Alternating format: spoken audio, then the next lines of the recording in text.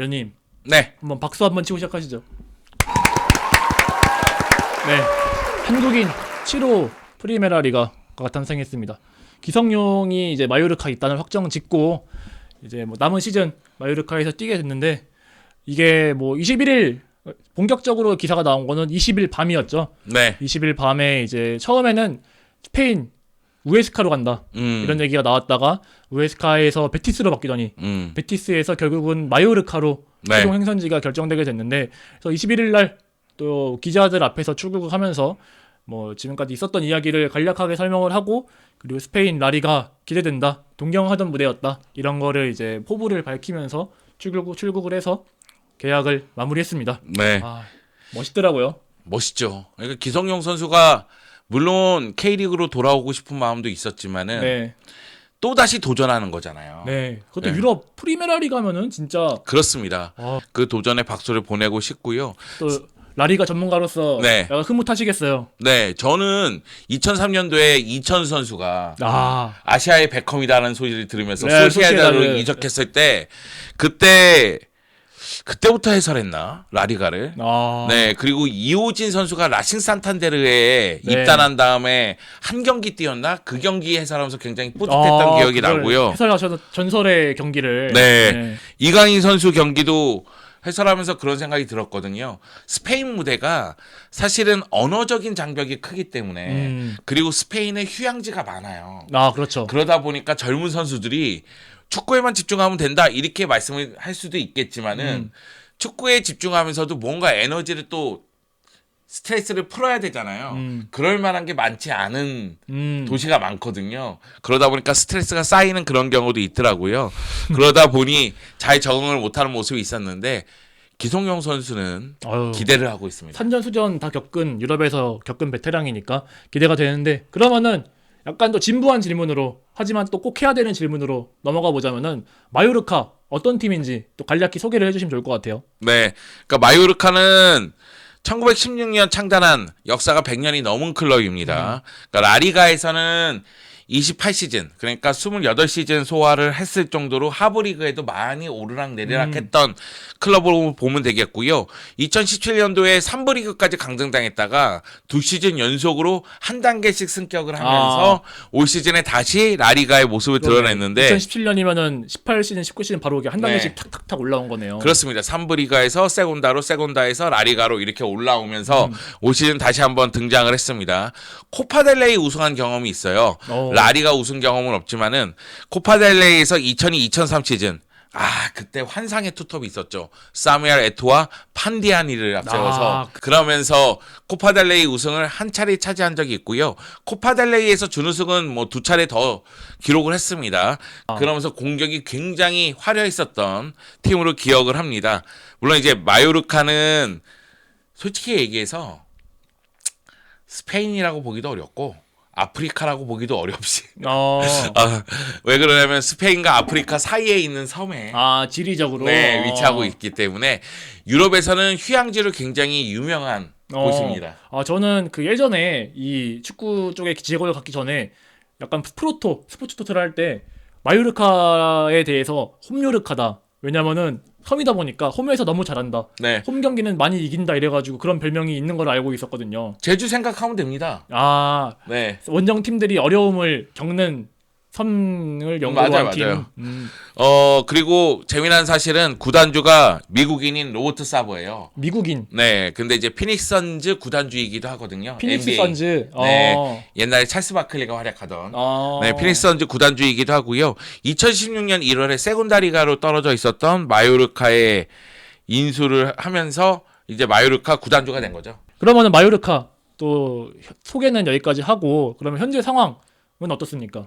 현재 좋지는 않죠. 왜 그러냐면 지난 시즌도 승격 플레이오프를 거치면서 승격에 성공을 했거든요. 우승으로 한 게 아니라. 네, 그 점을 고려했을 때에는 마요르카가 올 시즌 시작할 때 최약체였던 거죠.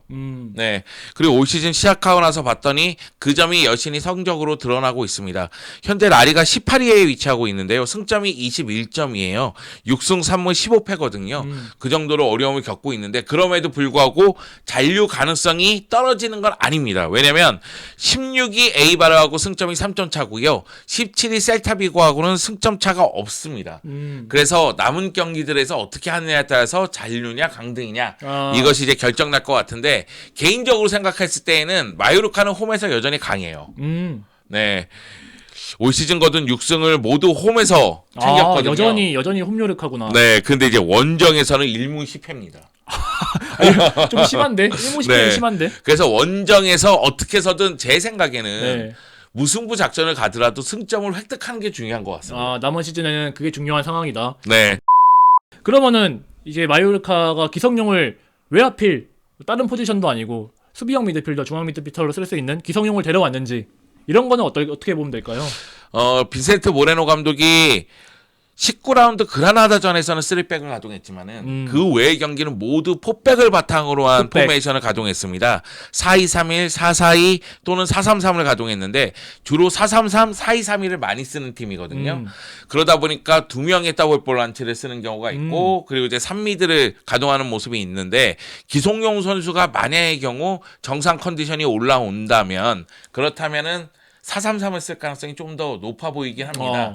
왜 그러냐면은 기성용 선수가 이제는 기동력이 좀 떨어져 있잖아요. 하지만은 스페인 무대에서는 충분히 기성용 선수의 예측력 그리고 재치 있는 플레이를 바탕으로 해서 사전에 차단하는 압박을 효과적으로 할 것으로 보입니다. 그 가운데서 이제 기성용 선수의 패스의 정확도를 통해서 패스의 속도를 통해서 역습의 속도를 높일 수가 있거든요. 그 얘기는 뭐냐면 마요르카의 공격수들은 발빠른 공격수들이 있으니까 그 선수들이 공간으로 들어갈 때 패스 타이밍을 정확하게 잡고 정확한 패스를 할 수 있는 선수가 있느냐 이것에 따라서 역습의 속도가 달라질 수가 있어요. 그런 측면을 고려해서 기성용 선수의 영입을 꾀했던 것으로 보입니다. 특히나 이제 원정에서 승점 뭐 비기고 이기고 이렇게 하기 위해서는 역습이 또 중요한데 거기에 또 기성용 선수의 킥이 큰 도움이 될 것 같은데 그러면은 기성용 라리가에서 과연 통할지 스타일상 괜찮을지. 스타일은 안성맞춤이죠. 라리가 상이다. 네, 오히려 프리미어리그보다는 라리가에 더 어울릴걸요. 왜 그러냐면은 기성용 선수가 프리미어리그에서는 통했던 것이 수비력도 갖추고 있었기 때문에 센터백을 보는 경우도 있었어요. 그리고 피지컬적으로 더 성장을 했잖아요. 셀틱 시절부터. 네. 그리고 나서 이제 기동력도 받쳐주고 압박도 성공했고 패스의 정확도도 따르다 보니까 골도 곧잘 넣었고요. 그런데 이제 나이가 들다 보니 기동력이 떨어지고 있잖아요. 떨어졌죠. 하지만 클래스는 변하지 않습니다. 패스의 정확도는 여전히 유지하고 있는 선수거든요. 패스 길 보는 예측력 다 여전히 네. 전성기 기량이죠. 그 점을 고려했을 때는 제가 생각하기에는 기성용 선수하고 라리가하고 굉장히 잘 어울린다. 그리고 사실 마요르카가 3미드를 가동했을 때 또는 4-2-3-1 포메이션을 가동했을 때 알렉스 페바스, 이드리스 바바, 살바 세비야를 기용을 합니다. 근데 살바 세비야 같은 경우에는 조금 뭐라고 할까요? 테크닉적인 부분보다는 기동력과 힘 이런 부분에 의해서 순간적으로 앞쪽으로 들어가면서 득점 지원도 하는 편이고 페바스도 공격력이 조금 더 뛰어난 선수예요. 그러다 보니까 이드리스 바바를 수비형 미드필더로 두고 또는 살바 세비야하고 두 명의 수비형 미드필더를 두면서 4-3-3 또는 4-2-3-1을 가동하고 있는데 기성용 선수가 들어온다면 조금 더 다양한 조합이 가능하다는 거죠.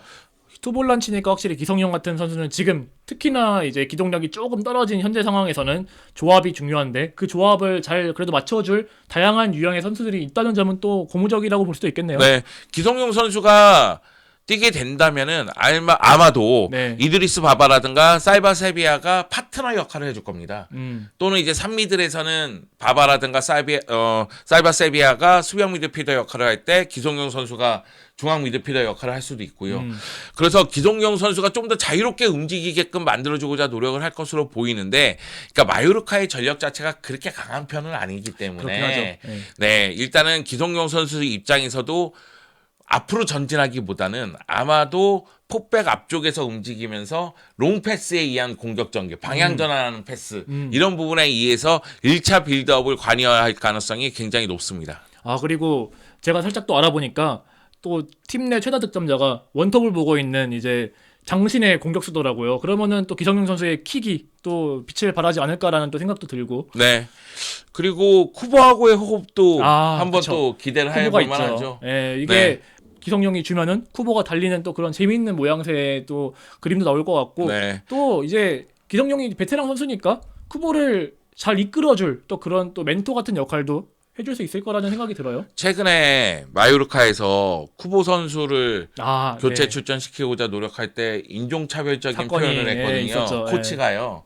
근데 기성용 선수가 가서 따끔히 혼내켜줄 것으로 보이고요. 그쵸. 기성용이 그거 못 보지. 네. 그리고 마요르카에게 기성용 선수가 선물이 될 수도 있지만 쿠보에게도 엄청난 선물이 될 거예요. 그쵸. 왜냐하면은 기성용 선수처럼 베테랑 선수가 옆에서 같이 뛴다는 것은 굉장한 도움을 받을 수 있다는 얘기거든요. 특히 그라운드 밖에서는 쿠보처럼 어린 선수들은 이게 동양인 선수들은 이렇게 보통 유럽에서 만나면은 친하게 지내잖아요. 직접 그럼요. 불문하고 그런 부분에서 또 확실히 쿠보의 성장에 분명히 도움이 될 거라는 생각이 듭니다. 네.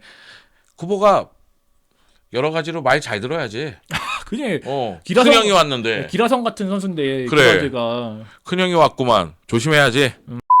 근데 너무 멋있어. 네. 네. 그런 점에서 우리는 기성용 선수의 도전에 박수를 보내야 된다고 생각을 합니다. 솔직히 이게 중동이나 미국 얘기도 나왔지만은 유럽에 남지 않았으면은 돈을 더 많이 훨씬 많이 벌 수 있었을 거예요. 근데 마요르카도 뭐 돈을 아예 없는 클럽은 아니지만 중동에 비하면 얼마나 주겠어요. 네, 맞아요. 그런 거를 다 좀 희생하고 유럽에 도전하자는 의지를 보여줬다는 게 정말 대단하고 멋집니다. 아마도 기성용 선수도 그런 생각을 했을 거예요. 왜 그러냐면은 K리그 1으로 돌아올 생각을 했다는 것은 이제 선수 생활의 마무리에 대해서 네. 고민을 했다는 얘기거든요. 근데 그 시점에 스페인을 선택한다는 것은 마무리를 하기 전에 스페인 라리가에서 도전을 하고 마무리를 하겠다는 생각 같아요. 꿈을 한번 네. 끝까지 불태워보겠다. 그러니까 어린 시절부터 라리가를 좀 동경했다는 식으로 이야기를 하더라고요. 네. 인터뷰에서. 그래서 이 라리가에서 도전을 해보고 그 다음에 K리그로 돌아오겠다. 이렇게 생각을 하는 것 같으니까 기성용 선수가 라리가에서 다시 한번 불꽃을 태우기를 바라겠습니다. 응원합니다. 네, 감사합니다.